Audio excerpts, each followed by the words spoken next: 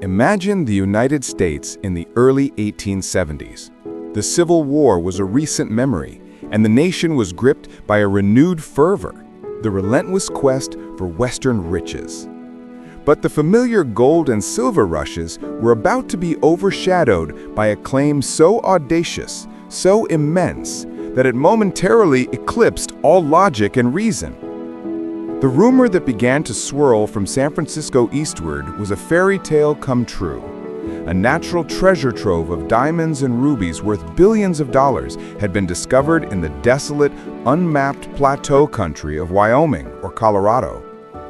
It was as if the western desert itself had decided to rain forth precious gems. The news was an electric shock to the world's financial centers.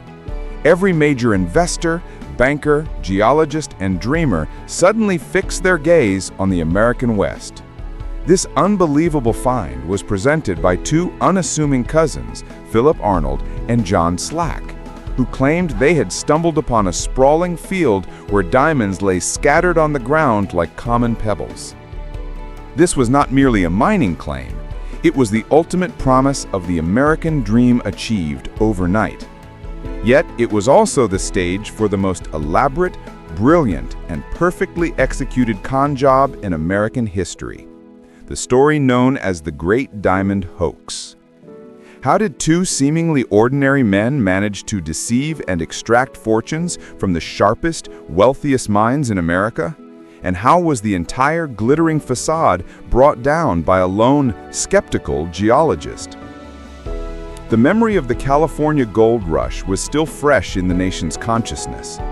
The insatiable hunger for wealth in the West was a driving force, fueled by the expansion of the railroads and the founding of new boomtowns.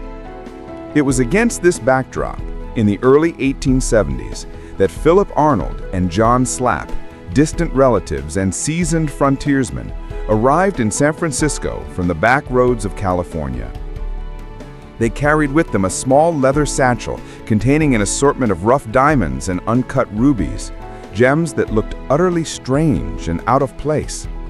Their appearance did not betray the magnitude of their alleged discovery. They presented themselves as rough, uneducated miners who had chanced upon this treasure in a secret, grueling-to-reach location.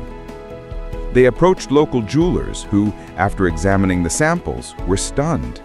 The gems were undeniably genuine. But could such vast quantities of diamonds truly exist in the continental United States?